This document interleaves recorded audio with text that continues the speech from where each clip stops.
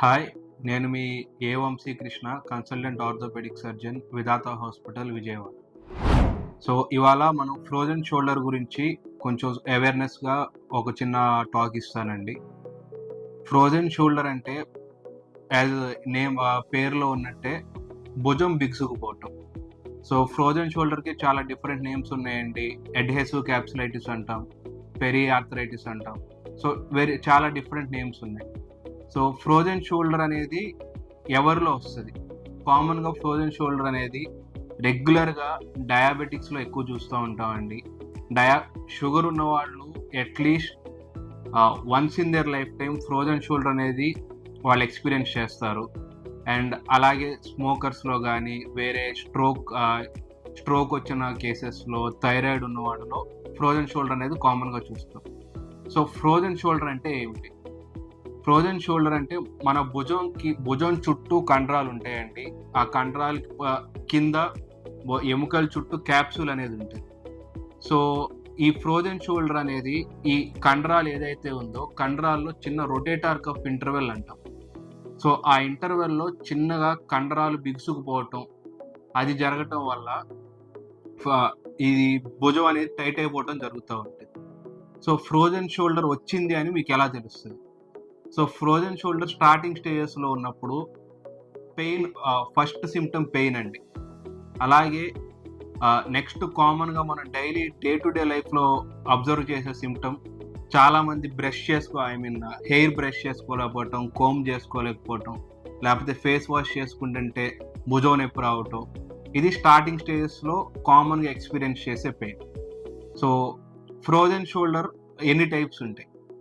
Frozen షోల్డర్‌లో కూడా types కంటే stages అండి. స్టేజ్ 1, స్టేజ్ 2, స్టేజ్ 3 అనేది ఉంటాం. స్టేజ్ 1 అంటే నేను ఇప్పుడు చెప్పాను కదండీ పెయిన్. ఇది నార్మల్‌గా మనం daily day to day activities చేసినప్పుడు పెయిన్ రావటం. అండ్ ఈ పెయిన్ టిపికల్‌గా నైట్ టైమ్స్ ఎక్కువ ఉండటం అనేది కామన్‌గా అందరూ కంప్లెయింట్ చేసే సింప్టమ్. అండ్ ఇది ఫస్ట్ స్టేజ్‌లో pain with mild limitation of daily day to day activities అనేది చూస్తాం. సెకండ్ స్టేజ్‌కి వచ్చేటప్పటికి ఇది పెయిన్ తగ్గిపోయి మన షోల్డర్ మూవ్‌మెంట్ ఏదైతే ఉందో అది ఇంకా సివియర్‌గా రెస్ట్రిక్ట్ అయిపోతది. ఈ రెస్ట్రిక్ట్ అయిన తర్వాత అండ్ స్టేజ్ 3లో ఆ లోపల జరిగే ప్రాసెస్ ఏదైతే ఉందో అది నెమ్మదిగా బాడీలో ఆటోమేటిక్‌గా తగ్గుకుంటా ఆ షోల్డర్ మొబిలిటీ అనేది ఏదైతే ఉందో అది నెమ్మదిగా పెరుగుతూ ఉంటుంది. స్టేజ్ 1 అనేది టిపికల్‌గా 2 to 6 months లాస్ట్ అవుతదండి. స్టేజ్ 2 వచ్చేటప్పటికి అరౌండ్ 6 to 12 months.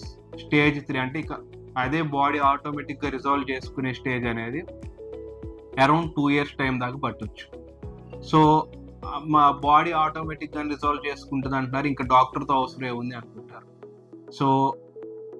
మీకు స్టార్ట్ అయినప్పటి నుంచి 2 years దాకా వెయిట్ చేస్తే షోల్డర్ ఉన్న మజిల్స్ అవన్నీ అట్రోఫీ అయిపోతాయండి.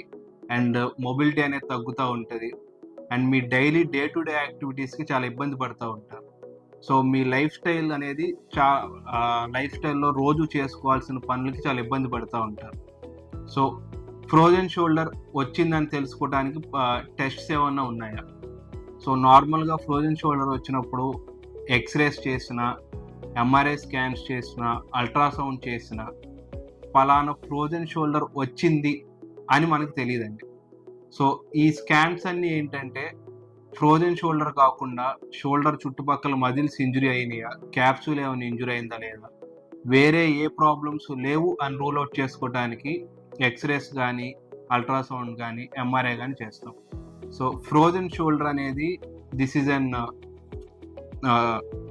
డయాగ్నోసిస్ ఆఫ్ ఎక్స్‌క్లూజన్ అంటాం. అంటే వేరే ఏ ప్రాబ్లమ్ లేనప్పుడు మిగిలిన షోల్డర్ జాయింట్ అంతా బాగుండి పెయిన్ వస్తుంది అనుకుంటే లాస్ట్ ఇక అన్నీ బాగున్నాయి అనుకున్నప్పుడు మేము పెట్టే diagnosis frozen shoulder. And this is the most common thing. At least aged పీపుల్లో చాలా కామన్గా చూస్తాము. అండ్ ట్రీట్మెంట్ ఆప్షన్స్కి వచ్చేటప్పటికి ఫ్రోజన్ షోల్డర్కి main treatment not medicines or any injections or surgery అండి. The main treatment is physiotherapy. And physiotherapy అంటే మీకు షోల్డర్ని కంటిన్యూస్గా మూవ్ చేస్తూ ఉంటేనే మీకు పెయిన్ అనేది తగ్గుతూ ఉంటుందండి. చాలామంది ఫ్రోజన్ షోల్డర్ వచ్చింది, భుజానికి ఏమన్నా అయిపోయిందేమో, సర్జరీ చేయించుకోవాలేమో అని భయపడతా ఉంటారు. లేదండి, ఫ్రోజన్ షోల్డర్ వస్తే జస్ట్ మీరు డైలీ డే టు డే యాక్టివిటీస్లో షోల్డర్ ఎలా వాడతారో అలా వాడుతూ ఉంటేనే మీకు పెయిన్ అనేది తగ్గుతుంది. ఎప్పుడైతే మీరు పెయిన్ వచ్చిందని చెప్పి షోల్డర్ని రెస్ట్రిక్ట్ చేసి మూవ్ చేయకుండా ఉంటారో ఆ ఫ్రోజన్ షోల్డర్ అనేది ఇంకా త్వరగా పెరుగుతుంది, షోల్డర్ మొబిలిటీ అనేది ఇంకా ఎక్కువ తగ్గిపోతుందండి. సో ఫ్రోజన్ షోల్డర్లో సర్జరీ ఎప్పుడన్నా అవసరం అవుతుందా అంటే కొన్ని కేసెస్లో సర్జరీ అవసరం ఉంటుందండి. ఎవరైతే షోల్డర్ మరీ ఇంకా చెయ్యి ఇలా లెగవకుండా ఇలా అతుక్కుపోయే ఎవరికైతే ఉంటుందో చెయ్యి, వాళ్ళకి చిన్న చిన్న సర్జరీస్ అనేవి ఉన్నాయి. సో ఆ స్టేజ్ వరకు మీరు వెళ్లకుండా ముందే కాపాడుకోవాలంటే get an expert opinion and an ethical opinion and save your shoulder. Thank you.